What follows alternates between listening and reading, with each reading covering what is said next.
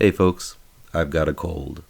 But being the professional who wants to appease those who are hungry for their low-budget film intake, I'm going to soldier through and give you a new batch of films made with less money, but most likely more heart than most big budgeters. Let's start binging.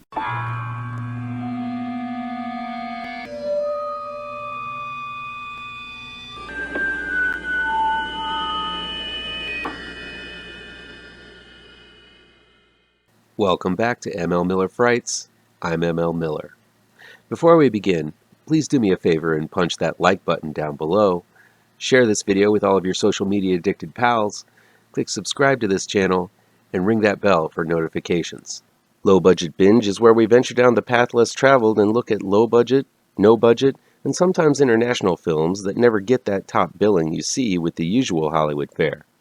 I'll indicate in the review down below where you can find these films along with their trailers. Here we go. The UFO Chronicles, A History of Mysterious Sightings, is a documentary available now to rent or purchase from Prime Video. It's directed by Brian Cunningham and Matt Niehoff, and written by Brian Cunningham. The UFO Chronicles, A History of Mysterious Sightings, is exactly what the title suggests. It's set up to be somewhat of an educational documentary, looking through the ages and giving examples of different occasions when unidentified flying objects were seen in our skies. The difference between this documentary and most is that this one is completely written, performed, and illustrated by artificial intelligence. Even the aged, blue-suited host of the program is computer-generated. There's a big online debate right now about the rise in AI technology and how it may soon replace human artists, writers, and such.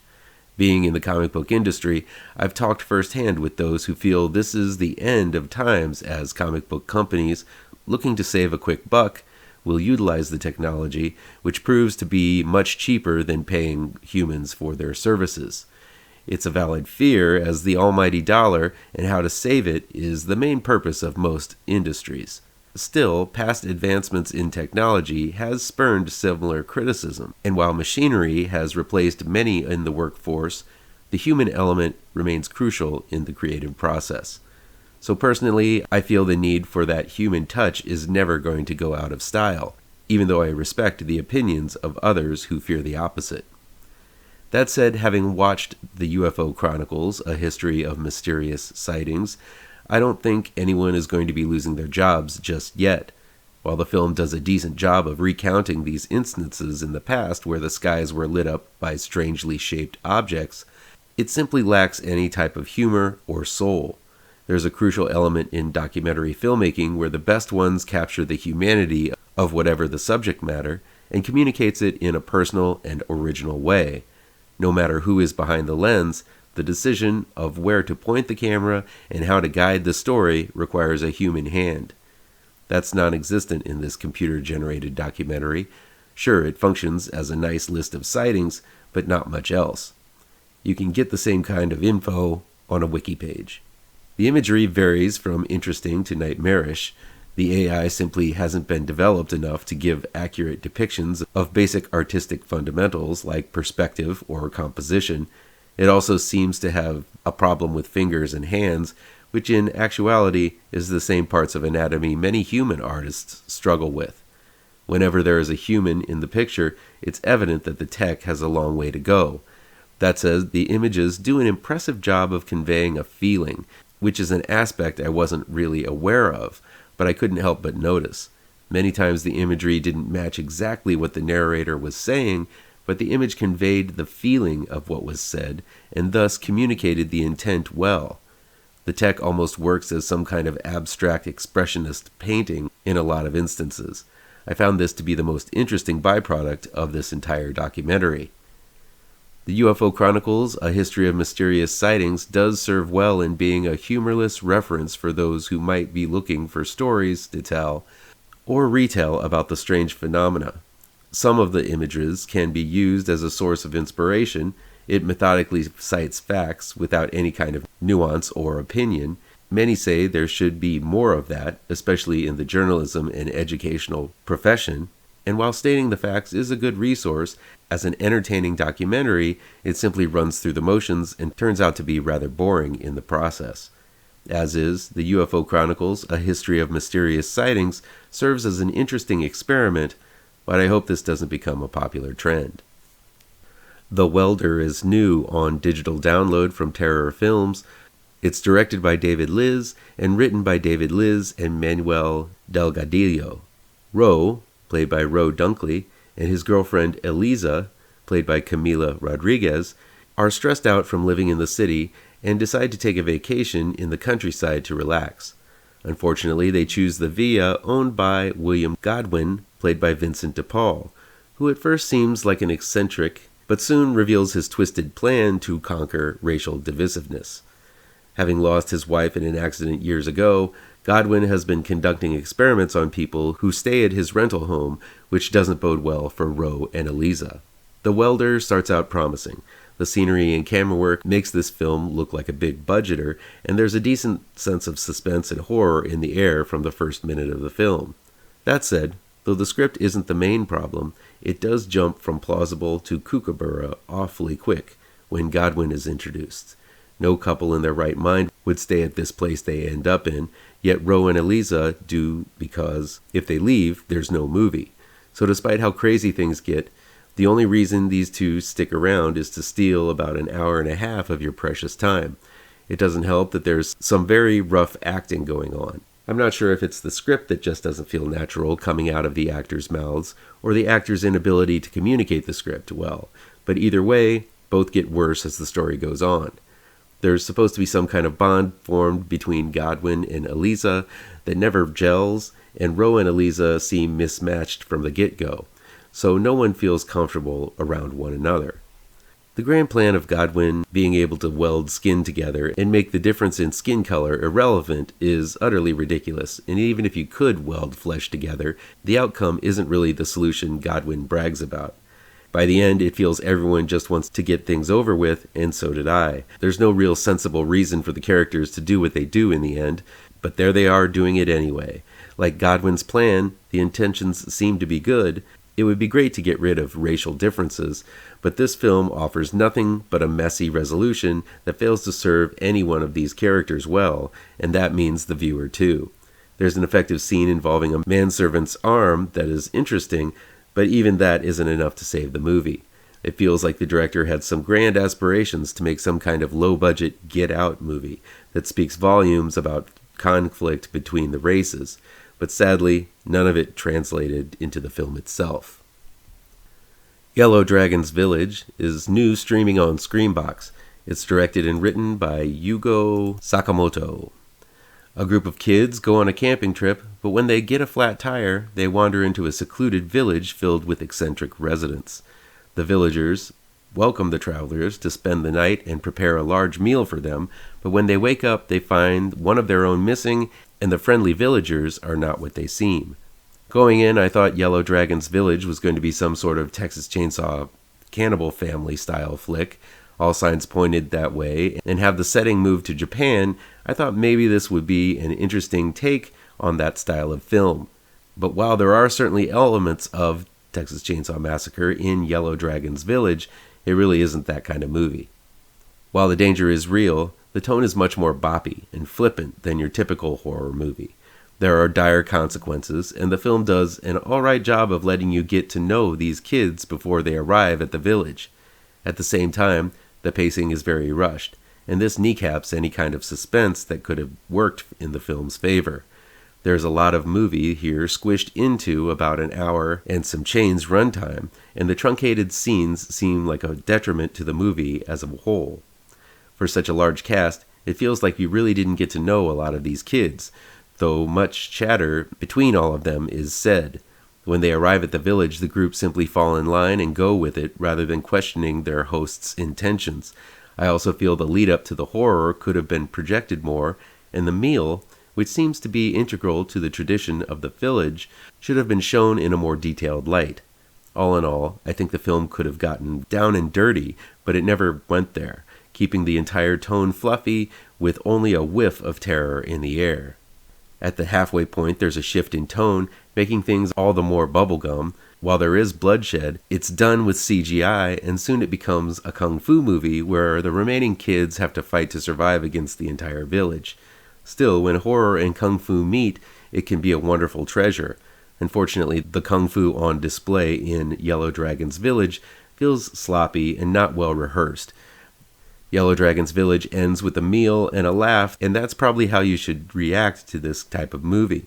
There's nothing particularly bad about it. The acting is okay. The story is unpredictable. The dialogue is fine. It just feels that all of the elements that should have been the highlight of Yellow Dragon's Village felt rushed and half-assed. Sure, it feels like fun was had by the cast in making this one, but it feels it should have gone a few steps further into the abyss in order to be something truly special. As is, Yellow Dragon's Village is an okay time waster that leaves very little taste to savor after digesting. Wolf Garden is new on demand from Gravitas Ventures. It's directed and written by Wayne David. Wayne David writes and directs and stars as William, a lonely man living in a secluded house in the woods.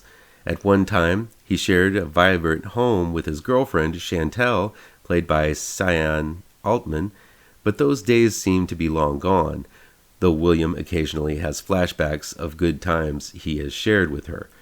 But in the backyard is a locked shed with something horrifying locked inside. Wolf Garden is a rather predictable, small-scale film. With a name like Wolf Garden, you kind of know what's in the shed behind the garden. Clue, it has something to do with the howls that plague William's nights. And with only really 3 characters, with William always being on camera, it's not too hard to discern who is in the shed too. That leaves the film an arduous task of winning you over with good characters.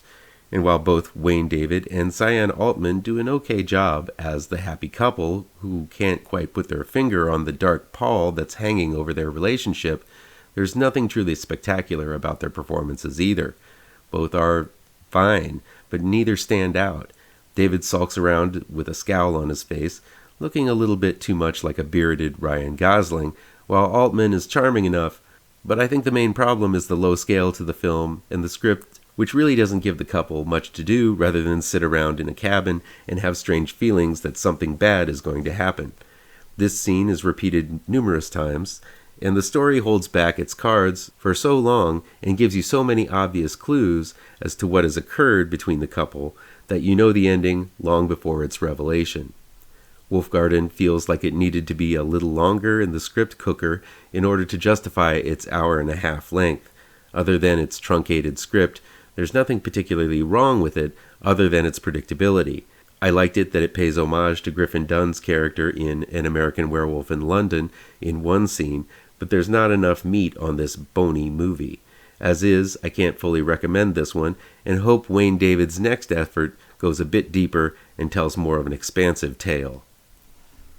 Swallowed is new on demand and digital download from Momentum Pictures. It's directed and written by Carter Smith. Benjamin, played by Cooper Koch, and Dom, played by Jose Colon, have been best friends for ages. Benjamin is leaving town to Hollywood to star in gay porn films, leaving Dom behind. Turns out Dom is desperate for money, and on their last night of hanging out together, he brings Cooper with him on a drug deal.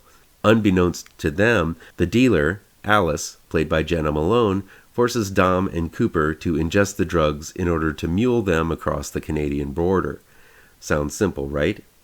Unfortunately, the two run into a rest stop redneck who ruptures the drugs inside Dom after punching him in the gut. But these are no ordinary drugs, and Alice's boss, played by A Nightmare on Elm Street Part 2, Freddy's Revenge's Mark Patton, wants the drugs whether Cooper and Dom survive the experience or not. Meanwhile, the unconventional drugs are kicking in. Talk about your sticky situations. Swallowed is filled with intense, disturbing, and uncomfortably intimate body horror. It's not for the squeamish. And I'm not talking about the fainting at blood type of squeamish. I'm talking about other matter, and other uncomfortable places where that matter comes from. The drugs have to come out one way or another, and the dealers are not patient people. It's gross stuff, and I offer no judgment to those who can't handle it. The gore and gruesome actions are handled delicately, but still, it's quite the disconcerting experience nevertheless. Of course, there will be those who aren't comfortable with the number of gay themes in Swallowed. This is not a film that shoves homosexuality in your face. It's just a story with gay characters. But still, that just might not be for everyone, so I'd figured I'd let folks know about it, and you can make the judgment call as to whether or not you want to see it. All that aside, Swallow has some fantastic performances by its 4 leads. Jenna Malone, who just appeared in Consecration, is strong as one of the dealers. She's trying to be forceful, but still shows some compassion towards the 2 guys who are in over their heads. Both Cooper Koch and Jose Colon are great as the 2 leads, who have a deep love for one another, yet only one of them is gay. Their performances are nuanced and strong, but the real treat here is Mark Patton, who, if you've seen Scream Queen, My Nightmare on Elm Street, you know has not had the best of times past his slasher movie debut all those years ago. Patton is menacing as the boss dealer, but again, he shows much more past the surface threats in his excruciatingly intimate moments with the drug mules. Hopefully, this role will give Patton opportunities for bigger and better things. The way all of the actors of Swallowed show depth past their exterior traits and roles is something you just don't see in enough horror films, and I appreciated the 3-dimensional characters even in the short time you get to know them on screen. One of the things that bothered me with Swallowed is that I think it is highly inaccurate in regards to the process of digestion. In what seems to be just at the most a few hours, the boys are supposed to produce the ingested drugs for the dealers and seem to be able to do so. Now, I'm no dietitian, and I don't want to be too crude, but I do know that if I eat corn on a Tuesday, I'm reminded I ate said corn maybe a day later, not just a few hours later. And when I do, and especially if I were out for a night of drinking like these boys have, it's going to come out with some other stuff, if you know what I'm saying. I understand the need to rush the process for the sake of the film, but still, I think the expectations to produce the drugs in such a small time, and the fact that they are downright spotless when they come out, is a bit of an over-exaggeration. Just saying. Sorry for getting so gross. Nevertheless, Swallowed is a simple story of 2 kids out of their element and the bond they have with each other. It's extremely grody for mass portions of the film. The subtle effects of the drugs, the squishy sounds, and the uncomfortable moments that thankfully mostly happen just off screen are going to make your toes curl and your lunch creep up.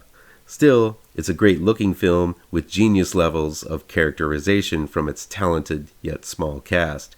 If you choose to work up the courage for the gore, you might just be able to digest Swallowed. Finally, there's The Park, new on demand from XYZ Films. It's written and directed by Shal Nago. A plague killing anyone over the age of 18 envelops the world, leaving the children to wander the landscape and survive on their own. But without the adults around, the world quickly turns into a post-apocalyptic nightmare. Inez, played by Chloe Guidry, and Bowie, played by Nedrick Jabier, knew each other before the adults died and look for a fabled genius kid who knows the cure for the plague. On their way, they discover an amusement park owned by Kwan, played by Carmina Garay, who has a more optimistic outlook on life without adults. The park basically takes Lord of the Flies to a global level, showing that despite their innocent exterior, children can devolve into monsters when delicate social systems fail. It paints a pretty bleak world. Though children star in this film, the park tells a sophisticated and mature story about relationships and trauma. The beginning moments where we are introduced to Inez and Bowie show that no one is to be trusted, and survival of the fittest is the name of the game everyone is playing. Filmmaker Shal Ngo takes a big risk showing how brutal Inez and Bowie can be in the opening scenes. It could shape one's opinion against these 2 protagonists, looking at them as characters not worth following. The 2 lead female characters, Chloe Guidry and Carmina Garay, are the reason to check out the park. These are 2 extremely different yet monumentally talented little actresses. Guidry's Inez is tough as nails, and though that might be a hard sell for a 12-year-old, Guidry sells it. She's a mad woman with machetes who has a heartlessness that transcends her innocent exterior. Garay is equally impressive as Kwan, the more optimistic of the two girls, who simply wants to reopen the amusement park so kids can be kids again. It's a wonderful pairing, and the relationship that develops between these two characters is really special. Both actresses are extremely likable, and I can see them being big names as they don't feel like they're just spouting lines fed to them off camera. They make this movie. The rest of the park is somewhat predictable and really feels like the pilot for a series rather than a movie. It's a fun concept, a world without adults, one that would be especially attractive to a younger audience. While it's violent, somewhat gory, has some situations where children are killed, and uses foul language, I could see my teenage self really digging this film. It doesn't pander or frame the children acting in ways they shouldn't. The performances feel genuine with the kids acting like kids, or in some cases, acting like what kids think adults should act like. It all separates this film from one made for children, as it doesn't shy away from the themes that some might want to shelter kids from. The park is not for the little ones, but mid to late teens should be fine with it. It's a soulful look at the end of the world through the eyes of kids forced to grow up too soon. It's got great performances from surefire soon-to-be stars, so see the park for that.